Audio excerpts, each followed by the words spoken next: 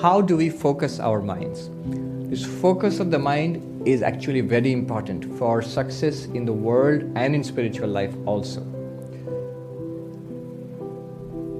Swami Vivekananda said, the difference between an ordinary person and a great person lies in the degree of concentration. And he himself had extraordinary powers of concentration. So focus of the mind is necessary for anything and everything in life. Now, the yogic approach, the Raja Yoga or Patanjali Yoga approach, that is the science of concentration par excellence. In fact, in modern positive psychology, they have studied this focus of mind and concentration. One psychologist said that the quality of your life depends on how much you can concentrate and what you concentrate on. Not just how much you can concentrate, what you concentrate on. Actually, this lady who wrote the book Rapt, R-A-P-T, Rapt, she's talking about a cancer patient who suffered a lot and decided that she would not keep her mind on suffering anymore, because it's inevitable that suffering is going to come. Rather, she's going to devote her mind to her art or writing, I think. And as she learned to do that, she found the quality of her life became better. In fact, subjectively, she was happier than before cancer. So she says that what you think about.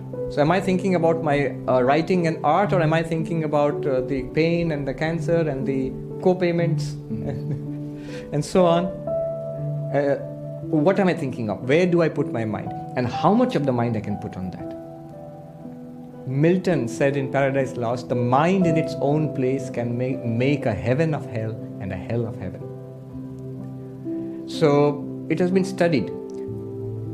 A classic book in this regard is Mihai Csikszentmihalyi's Flow. You're aware of that book? Yeah. So he has studied this phenomenon of attention and its link with the quality of life. And in fact, he mentions Patanjali Yoga there. He says, the best methodology that I have seen for attainment of flow is in this ancient technique of Patanjali Yoga. Am I audible to everybody? So that's one method by Patanjali Yoga. That's the method of concentration, where you train your mind to think of one thing and keep on excluding everything else, bringing your mind back to that thing again and again. And there's a whole science in it. In fact, Mihai Csikszentmihalyi, there he points it out, that it's basically a function of two things. One is the challenge posed by the environment, and other is your skill. He gives an example.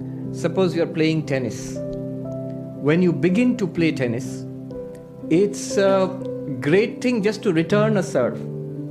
So all your energies and your concentration, focus, you're all aroused and ready to face the challenge. And if you're able to return the serve, that is, you attain flow there.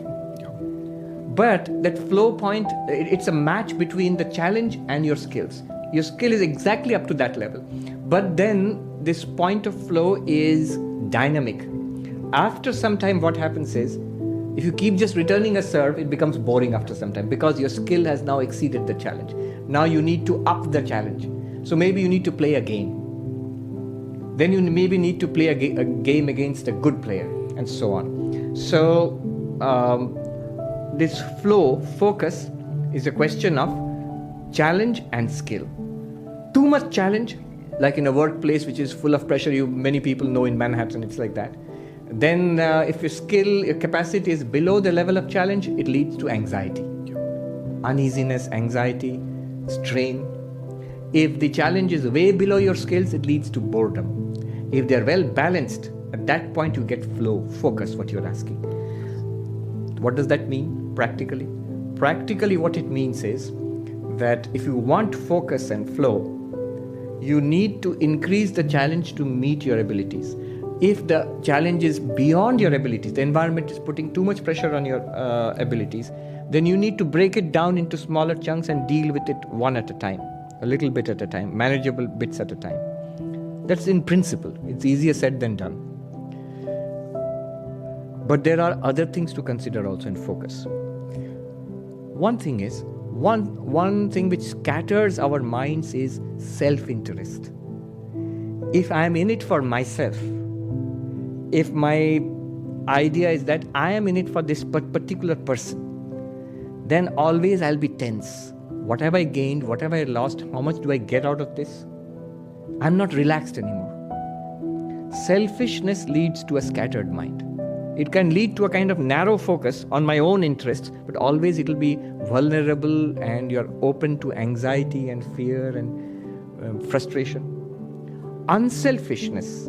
The unselfish mind is relaxed mind.